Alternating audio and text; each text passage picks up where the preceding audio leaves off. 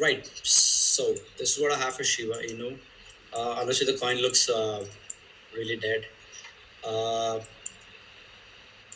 yeah, so I have my monthly close, the weekly open, and the previous week lows marked out here, and I feel like this correction that's happening here is going to come down up to this point, then reverse here, and my the reason behind it is we've already tapped. So this is the start of a new week here, and we've rallied, set up a swing high. So I'm expecting it to either come down to this thing and reverse, or come down here, sweep the lows, and then reverse again. So this is basically what I have for Shiba Inu. I wouldn't trade it because the market has honestly been like choppy. Shows it's not a good price action for me to trade. So this is what I have for Shiba Inu. Basically, yeah. Okay. So I'm not quite sure if it's gonna come down and sweep the lows here. So I wouldn't enter just yet here. But if I see a good bounce from this level, which is 811, I would be inclined to enter.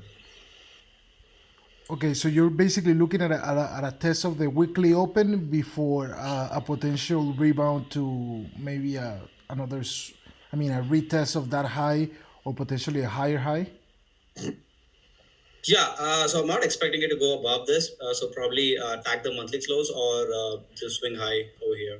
Maybe sweep a little higher, something like this to something like this. But the levels that I'm looking at is this, and a sweep of this low. So there's a lot of price action happening here. So I'm hoping it won't go here. So in the PA that I drew earlier, this is my the last level that I'm looking to enter if I were to. Interesting, interesting. What about you, Sheldon? What are you looking for Shiba Inu?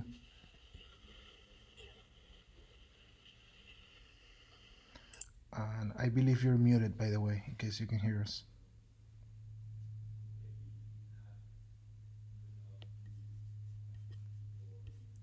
Okay, so I don't know if Sheldon can hear us. Oh Yeah, yeah, yeah. no, I Okay, can hear you. Sorry. okay, okay, cool.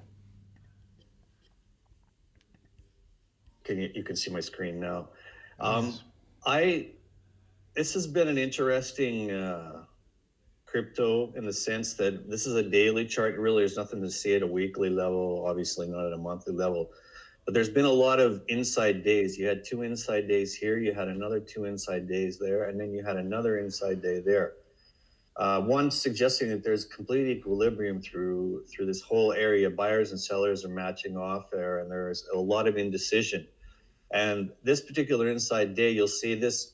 There was a symmetrical triangle that was formed here. When you go down to a 4 hour chart, it becomes a little clearer here. Well, the lines don't completely align, but you'll see that along here, the price stayed along the apex of the symmetrical triangle. And actually, when you go down to an hour level, you'll see there was a minor inverse head and shoulders pattern that did break out, but then reset. It didn't go under the right shoulder and then took off yesterday when it came out again.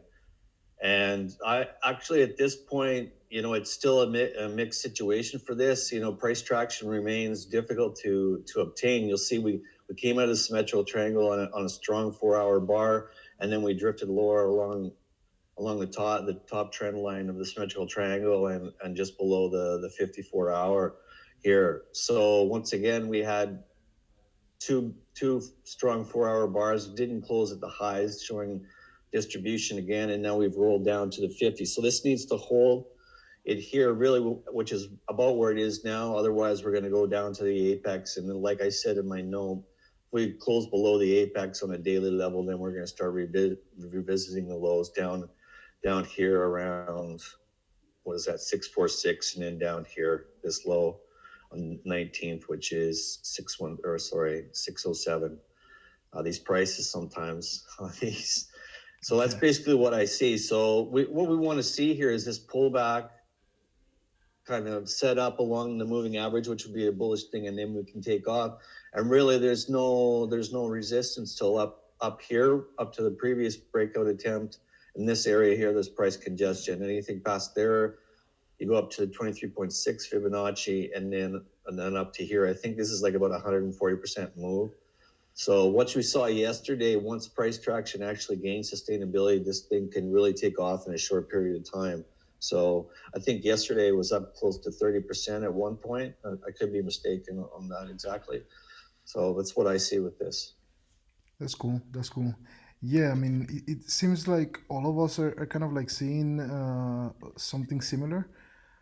From my side, I know that I was actually evaluating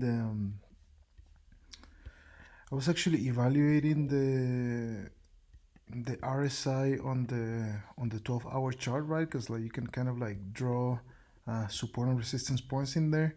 Here, you could kind of say that this was like a double bottom pattern, right? You have or a W pattern, right, where you have like the middle alley right there, the middle swing high, right?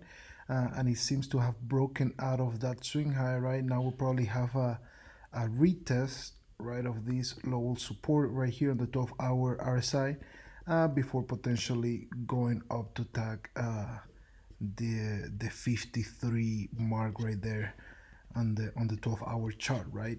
This kind of like coincides with what I'm seeing on the 4-hour chart in terms of price action, right? Because basically I'm getting a warning signal right now by the TD sequential indicator. It's telling me there is a potential sell signal coming up, right?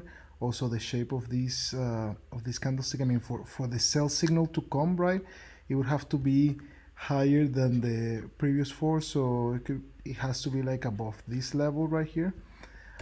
Action type of thing, I think that something like this could happen, right?